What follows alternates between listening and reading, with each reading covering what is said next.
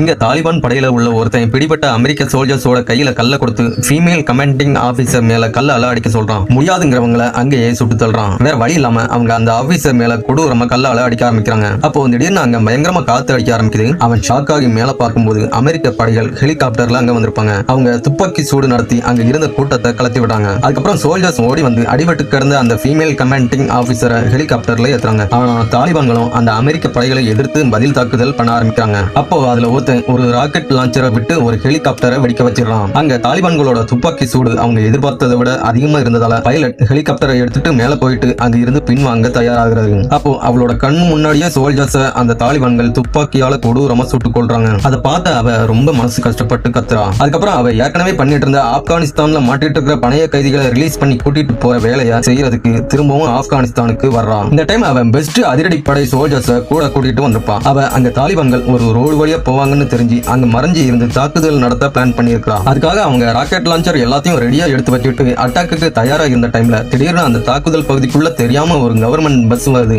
உடனே பொதுமக்களுக்கு எதுவும் ஆயிடக்கூடாதுன்னு அதை ஸ்டாப் பண்றதுக்காக அவங்கள ஒரு ஃபீமேல் சோல்ஜர் வேகமா பைக்கை எடுத்துட்டு போறான். அவ வர்றதை பார்த்த பஸ் சடனா ஸ்டாப் ஆகி நிக்குது. ஆனா அவ ரோட்ல ஸ்லிப் ஆகி நேரா அந்த பஸ்ஸுக்கு அடியில போய் மாட்டிக்கிறான். அவங்க எதிர்பார்த்த மாதிரியே தாலிபான்களோட வண்டி அங்க லைனா வருது. அப்போ ஒரு வண்டி அவங்க டிராப்ல மோதினதுல ஒரு எலக்ட்ரிக் போஸ்ட் அப்பயே சரிஞ்சு அந்த தாலிபான்களோட வண்டி மேல விழுந்து ரோட பிளாக் பண்ணுது. அந்த சான்ஸை கரெக்டா யூஸ் பண்ணி அவ வேகமா அவளோட டீமோட ராக்கெட் லான்ச்சரை லைனா எல்லா தாலிபான்களோட வண்டிகள் மேலையும் ஷூட் பண்றா. அதுல அந்த தாலிபான்களோட வண்டிகள் சுக்கு நூறாகுது. அந்த கலவரத்துல அவ வேகமா முன்னாடி போய் அந்த வண்டிக்குள்ள இருந்த ஒரு பெரிய தாலிபான் அதிகாரியை சக்சஸ்ஃபுல்லா பிடிச்சு கொண்டு வந்து அவளோட வண்டிக்குள்ள ஏத்துறான். அடுத்ததான் பஸ்ஸுக்கு கீழே மாட்டிட்டு இருந்த அவ கூட வந்த சோல்ஜரை காப்பாற்ற ட்ரை பண்ணும்போது அவ எவ்வளவு கஷ்டப்பட்டு ட்ரை பண்ணாலும் அவளால வெளியே இழுக்க முடியல. அந்த டைம்ல தாலிபான்களோட படைகள் அங்க வந்து அவங்களை அட்டாக் பண்ண ஆரம்பிக்கிறாங்க. அப்போ பஸ்ஸுக்கு கீழே மாட்டிட்டு இருந்த பொண்ணு என்னை பத்தி கவலைப்படாதீங்கன்னு சொல்லி அவங்களை அங்க இருந்து வேகமா போக சொல்றான். வேற வழி இல்லாம கண்ணீரோட அந்த கமாண்டிங் ஆபீசரும் மீதி இருக்கிற சோல்ஜர்ஸ் அங்க இருந்து பாதுகாப்பான இடத்துக்கு கூட்டிட்டு போயிடுறான். அந்த தாலிபான்கள் அவங்க கிட்ட மாட்டிக்கிட்ட அந்த பொண்ணை லைவ் கால்ல அந்த ஆபீசரோட கண்ணு முன்னாடியே கொல்ல ஆரம்பிக்கிறாங்க. உடனே அவ